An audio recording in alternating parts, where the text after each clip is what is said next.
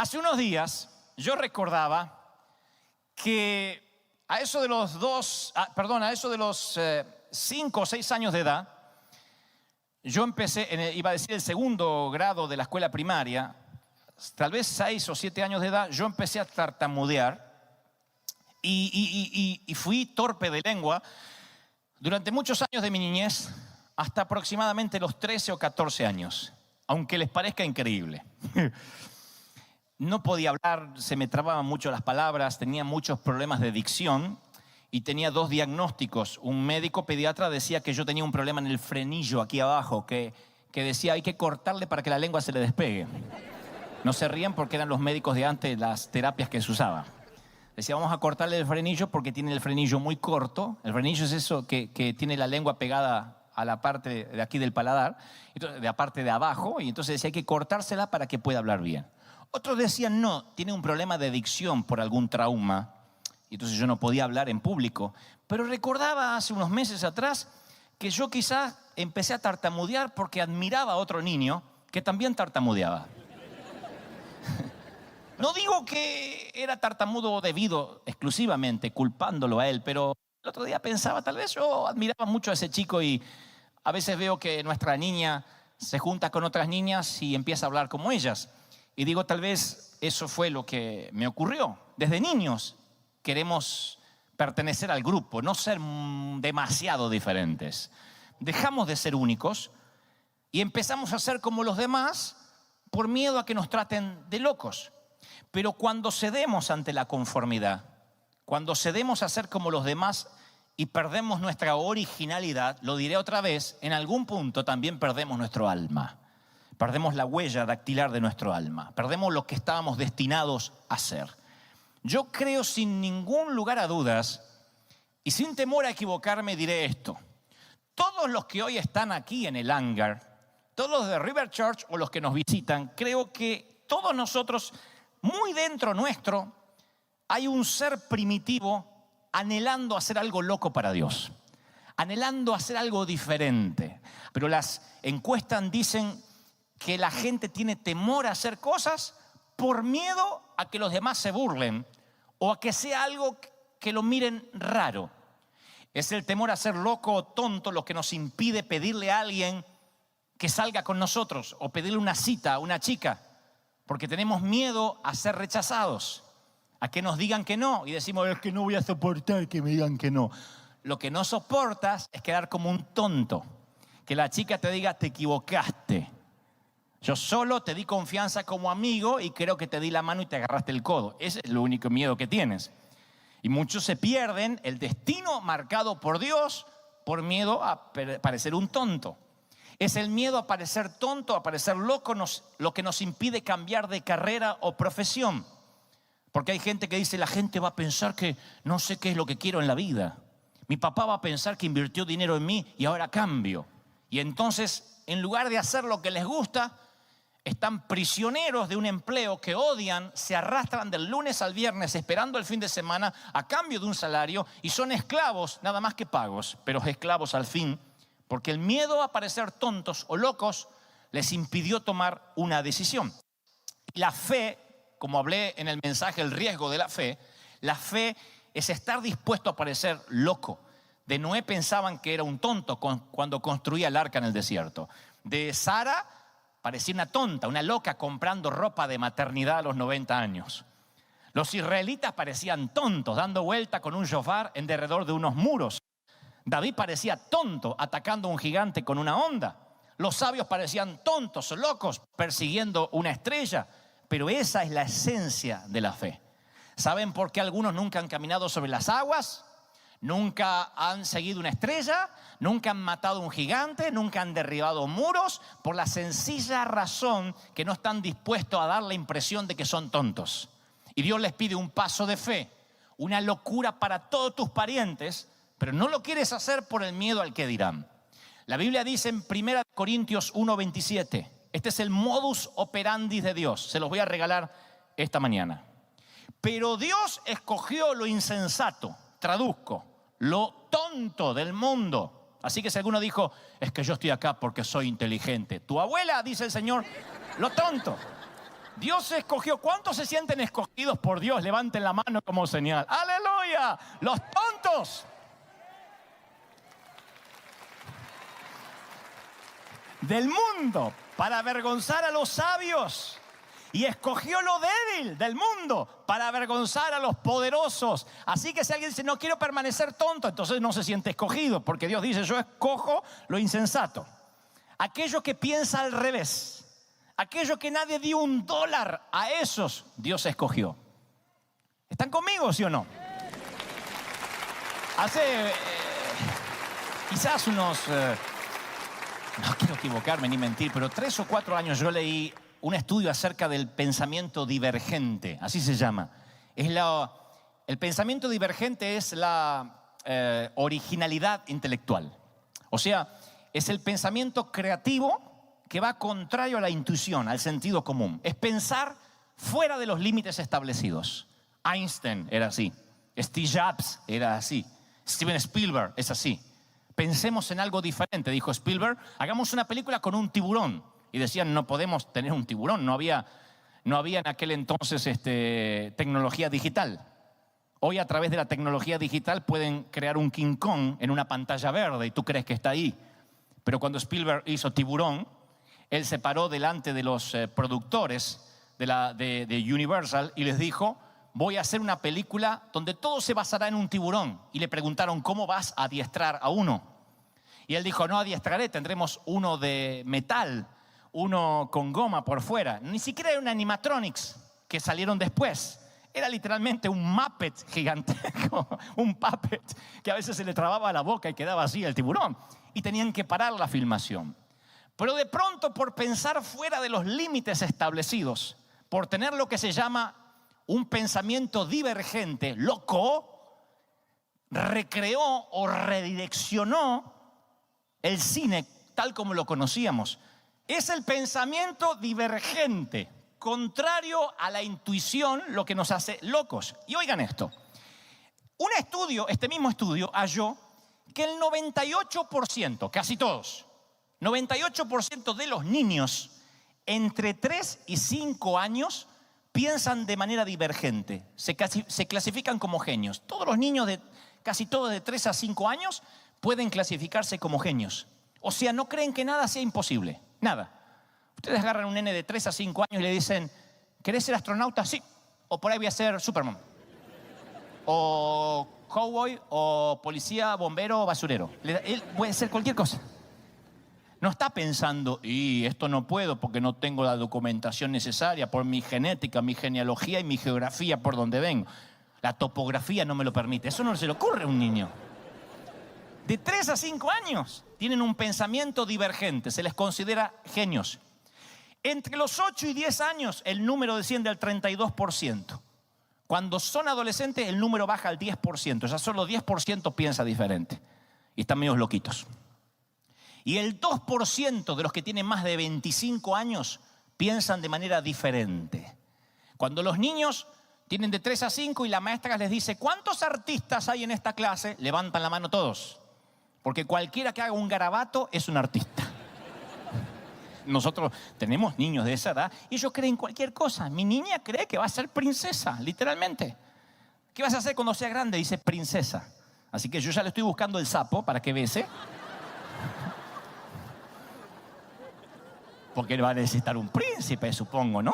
Entonces prefiero elegir yo el sapo ahora cuando es chiquito y lo voy criando y le doy moscas.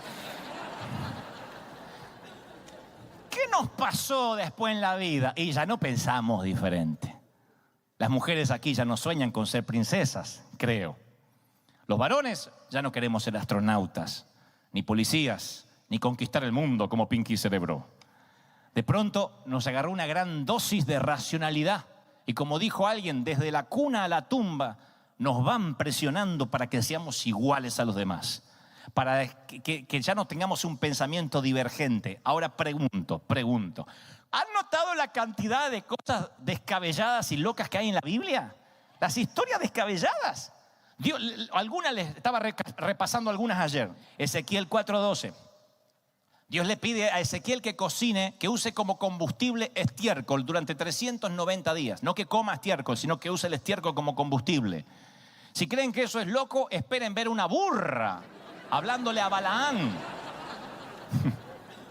Diciéndole, no me pegues más, ¿no entendés lo que Dios te está diciendo? Mira, para que te hable una burra.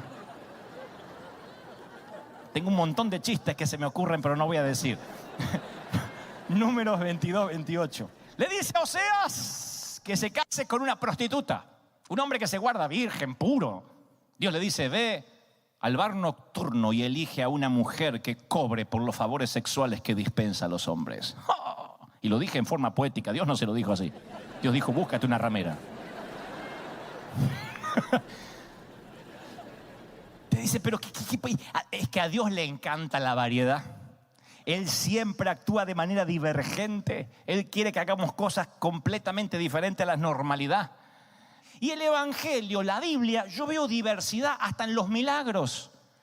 Fíjense cómo el Señor sanaba. Ahora, vamos a cualquier cruzada de milagros y siempre la misma música, la misma forma, en el mismo lugar, los mismos testimonios, en el mismo orden. El Señor sanaba de maneras completamente diferentes porque Dios es creativo y le encanta la diversidad. Cuando Él dice que vino a liberar a los cautivos, habla mucho más que liberarnos del pecado. Él vino también a sacarnos la camisa de fuerza psicológica, la camisa de fuerza que nos ha querido meter la religión, liberar el potencial que hay en nosotros. Liberar a los locos que tenemos adentro, que algunos los guardamos dentro de un hombre correcto, de una mujer correcta. A mí no me gusta la gente correcta. Me gustan los locos porque solo los locos marcan la historia. Los locos determinan el cambio, el rumbo de un país, una atmósfera espiritual, cambian el clima. ¿Cuántos lo creen? Díganme amén. Ahora, una vez en Argentina, en Buenos Aires, me hicieron un reportaje. Creo que uno de esos periódicos están allí en un cuadro o en un sitio en la oficina, en nuestra oficina. Y ese periódico me define con un adjetivo que en su momento no me gustó, me chocó. El periodista eligió un adjetivo muy interesante para describirme. Él puso, es un pastor, no era un pastor, me puso, es un predicador extravagante. Y en el diccionario, extravagante, el sinónimo es estrafalario, diferente en el modo de pensar y diferente en las acciones al resto de la humanidad. Entonces en aquel entonces a mí no me gustó, pero luego con tantos años de seguir las huellas de Cristo, me empecé a preguntar si acaso nosotros no tenemos una versión demasiado civilizada y aséptica de lo que es seguir a Cristo. Me pregunto si no nos hemos vuelto ciegos a lo extravagante y estrafalario que era Jesús. Tocaba a los leprosos, defendía a las adúlteras, le lavaba los pies a los discípulos, daba vuelta a las mesas en el templo, hablaba con samaritanos, iba a fiestas con recaudadores de impuestos, se la pasaba ofendiendo a los fariseos. A Jesús no le decían, le falta amor, los ofendía. Sepulcro le decía, víboras. No a ustedes, a los fariseos. Yo a veces le contesto a alguno que critica y dice, hermano, quédese callado como el Señor, que fue mudo al matadero. Tu abuela mudo al matadero. Cuando los fariseos le hablaban, le decía, sepulcros blanqueados, generación perversa. Los ofendía. Era estrafalario, extravagante. ¿Por qué creen que cuando fue a una sinagoga casi lo matan? Porque era estrafalario, tenía un pensamiento divergente, era loco. Nuestro Jesús está y estará loco siempre, completamente diferente. Ahora, ¿cómo le sacamos partido? ¿Cómo le sacamos el jugo a esta condición de extravagantes? A esta rareza natural que todos tenemos, algunos ocultos y a otros que se les nota más. Y bueno, tenemos que regresar a ese tiempo en el cual el 98% de nosotros éramos genios y todos decíamos que éramos artistas. Tenemos que volver a hacernos como niños. Una de las palabras favoritas mías es neotenia. Existe la palabra neotenia, deriva del griego neos, que significa nuevo, fresco, juvenil. Neotenia, la definición exacta del diccionario de la Real Academia Española, es la retención de cualidades juveniles durante la vida adulto. La retención de cosas juveniles mientras que eres adultos. Y Warren Bennis escribe que la neotenia va más allá de tener un aspecto exterior juvenil, aunque es muy frecuente que esto forme parte de la neotenia. Pero dice, es la retención de maravillosas cualidades que siempre se asocian con la juventud. Los que conservan al niño interior son abiertos, dispuestos a arriesgarse, hambrientos de conocimientos, experiencias, valientes, ansiosos, porque quieren ver qué nuevo trae cada día. Se mantienen respirando porque el sol va a salir mañana y quién sabe lo que la marea va a traer. ¿Están conmigo, sí o no? Ese es el que conserva cosas de la juventud. Ahora, la neotenia se encuentra en el corazón de las Escrituras, en el corazón del reino de Dios. Les aseguro, y aquí no habla Warren Bennis, les aseguro, aquí habla el Señor, que ustedes también, a menos que cambien, hay una versión que dice a menos que revoquen, que inviertan el sentido, a menos que cambien y se vuelvan como niños, no entrarán en el reino de los cielos. Jesús. A menos que sean como niños, y esto no es andar haciéndose encima y comiendo papilla. Habla de una actitud de la vida. El reino de Dios es niñocéntrico. La forma que crecemos espiritualmente es volviéndonos más parecidos a los niños cada día, creyéndole cualquier cosa a Dios. Cuando no le estamos creyendo mucho a Dios, te estás poniendo viejo. Vieja, no te pongas vieja. Viejo, no te pongas viejo. Si la fe se te está achicharrando, si la credibilidad en Dios se te está milanando y achicando, es porque te estás poniendo viejo. Y no hablo de arrugas ni del físico, sino viejo en el alma, viejo en el corazón. Los niños creen cualquier cosa, no creen que nada pueda ser imposible. Y hay que recuperar esa carencia de límites que había en la niñez. Recuperar ese Dios ilimitado para que tengamos sueños y visiones ilimitadas. ¿Cuáles son los límites que escuchamos? Pastor, tengo que pensar en mi familia, ya soy un tipo grande. Pastor, es que a esta edad no puedo hacer locura, yo ya tengo 32. Oh. Es que invertí mucho donde yo estoy y ya pisé los 40. ¿Cómo voy a hacer semejante locura? No tengo edad para andar soñando. Nosotros le permitimos al enemigo que robe, mate y destruya nuestros sueños infantiles. Nosotros fuimos los que le permitimos al enemigo que nos diga que el dinero determinará lo que podemos hacer para Dios. Nosotros somos los que nos volvemos adultos y en lugar de crecer, como decía el autor, nos volvemos gente más pequeña. La Biblia dice, el Señor dijo, el que se humilla como este niño será el más grande de los reinos de los cielos, en el reino de los cielos. Mateo 18:4. La humildad de un niño desarma a cualquiera. No tienen inhibiciones, no hay agendas escondidas. Hay una humildad que no fue diluida, no saben de timidez, no saben de complejos. Así era el huerto del Edén antes de la caída. El huerto del Edén antes de la caída era una colonia nudista. Alguien dijo aleluya. Era una colonia nudista. No había inhibiciones. No había vergüenza. Nadie se sentía avergonzado. Pero apenas desobedecieron, en ese momento se le abrieron los ojos y tomaron conciencia de su desnudez. ¿Cómo saben que están desnudos?, les dijo el Señor. Porque antes del pecado no había vergüenza. La vergüenza es parte de la maldición del pecado.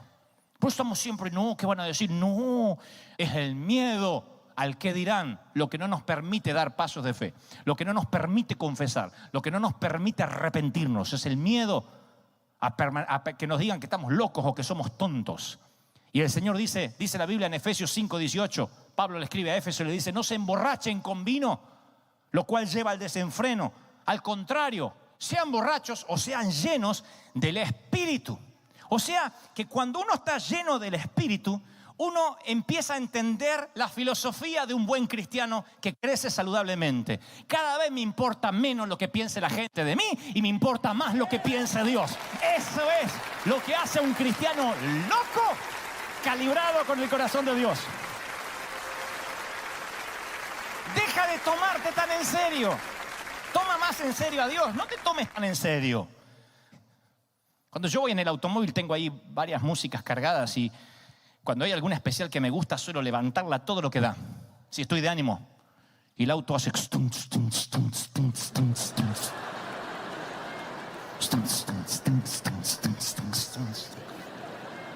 Y a veces me mira un chinito y como el chinito no escucha la música, cree que estoy loco. Ahora mi pregunta es, ¿quién es el más loco? ¿El que no oye la música o el que la está oyendo? Hay un viejo proverbio que dice, los que no oyen la música piensan que el que danza está loco. Eso es lo que le pasó a David. David oía la música celestial y danzaba cuando entraba el arca a Jerusalén. Y Mical, la mujer, no podía escuchar ninguna música. Si nosotros tuviésemos un oído ultrasónico que nos permitiera sintonizar la frecuencia y escuchar a cantar a los ángeles, la frecuencia de los cielos, estaríamos danzando, flotando todo el día. Pero como no estamos orando, como no estamos espiritualmente calibrados con el Señor, no escuchamos nada. Entonces nos levantamos el lunes a la mañana. Voy a hacer un café.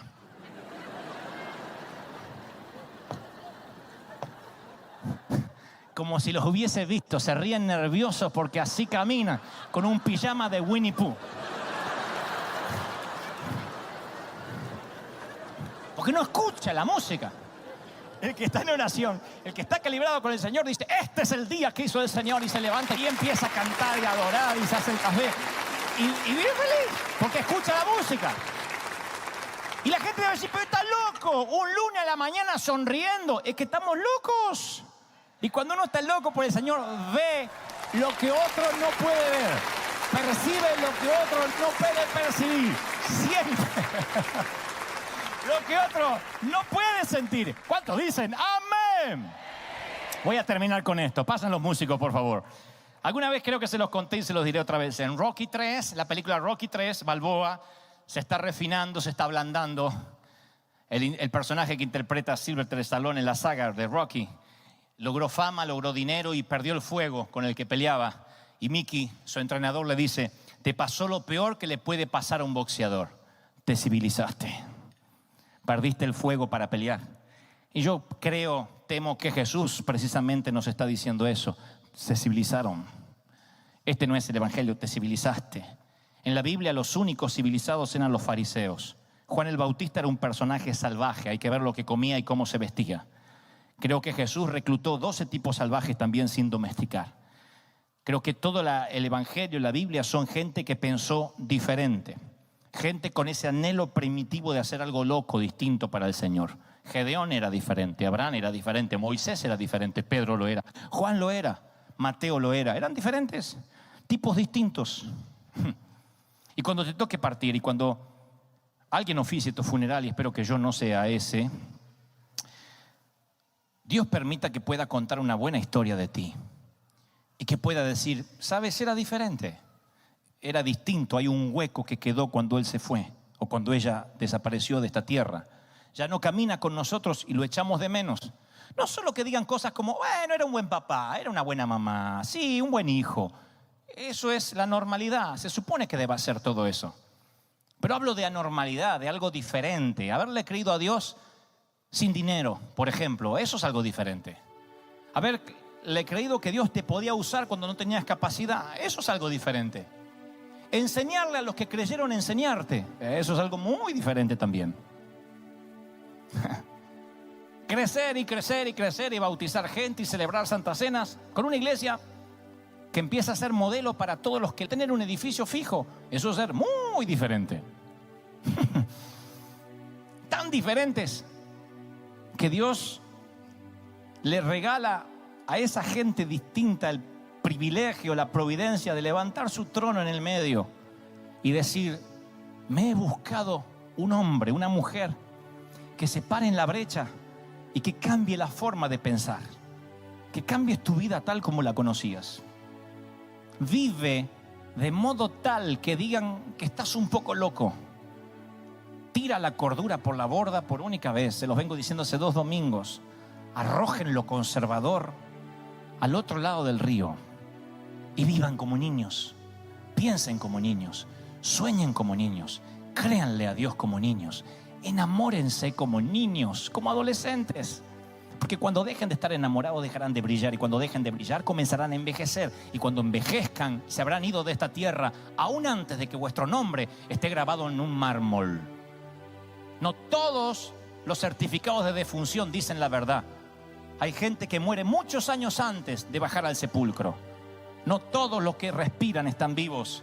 Y no todos los que han muerto han vivido en realidad. Mereces llegar a la muerte. Si es que la venida de Cristo no te sorprende y te encuentra a la muerte, si te vas a encontrar a la parca, que llegues diciendo: me vas a llevar, pero de pie. He peleado, he sido el último samurái. He ido en contra de los pronósticos, de las diagnosis, de lo que me han dicho que debiera ser, y fui lo que Dios quiso que fuera. Oro que Dios levante una iglesia así, diferente, única, y que cuando vengan de las naciones no vengan a escuchar a este servidor, sino que se conformen con verlos a ustedes. Vengo a ver los sugieres de River Church porque me dijeron que son diferentes. Vengo a ver el coro porque me dicen que no hay grandes voces, pero hay una unción cuando canta diferente a las que yo haya conocido. Vengo a ver a los de seguridad.